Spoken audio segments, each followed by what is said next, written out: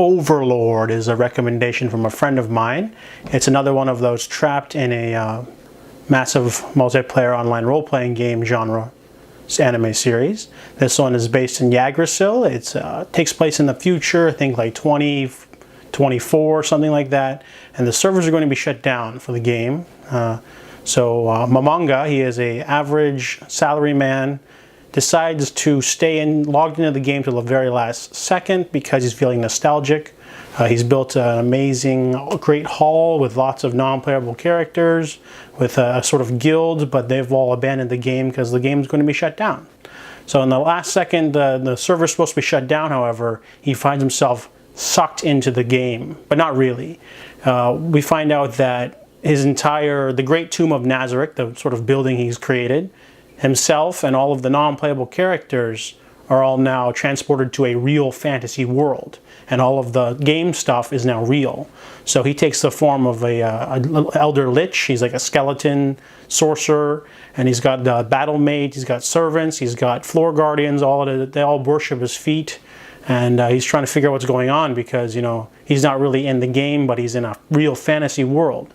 So the concept of Overlord is, what if like an average man becomes super powerful, and how would it affect, like, you know, his personality? How would it affect, you know, his megalomaniac tendencies? Even the back of the DVD cover says this. He can't find anyone strong enough to face him. So since this is animated by Madhouse, I thought it'd be similar to One Punch Man, because the plot of One Punch Man is also very similar. A super powerful protagonist has trouble finding opponents to take on. So Mamanga, he starts off, you know, with the whole character introductions of the floor guardians, and then the series doesn't really deliver on the concept, though. I found that really disappointing. It is violent. There's lots of action. There's a weird pacing issues, though. In the middle of the series, he joins an adventurers guild with a magic suit of disguising armor, becomes Mr. Momon, a sort of adventurer, an alter ego, and he goes on a quest, and then that quest doesn't really go anywhere, and he ends up fighting some people and killing them.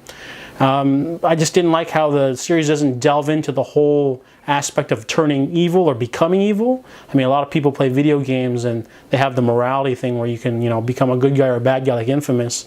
But this series doesn't like delve into it enough. Like there's a scene where Mamanga is using this magic mirror, and these rogue knights are attacking a village and slaughtering everyone.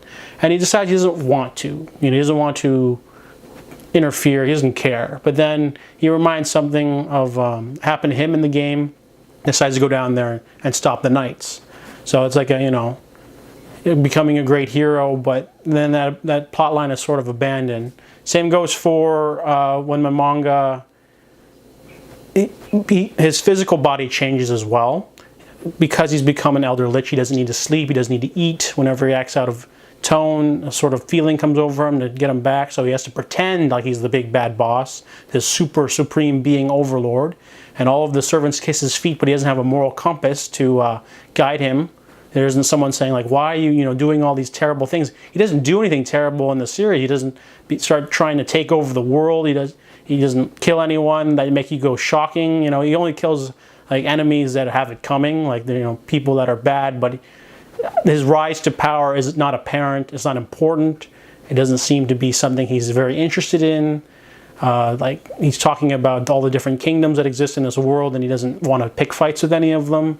So I was really disappointed in this series how it does have the violence, it does have the action, the character motivations are not really there. However, the last 2 episodes is basically all action. Some enemy mind controls one of his servants and he has to fight her. It's an amazingly awesome 26-minute finale. Definitely redeems most of the issues I had with the story. So Overlord has a lot of pacing problems. It doesn't delve into themes or morality enough. It does deliver the action. I didn't like the CGI skeletons. There's really bad animation, but whatever. I definitely will check out Overlord 2 and 3, obviously, because I want to see if they start to explore this sort of darkness and see how it affects them psychologically as well as mentally and physically, because I felt this would be more like Breaking Bad, you know, meets One Punch Man, but in a fantasy setting, but it's nothing like that. So that's what I thought about Overlord.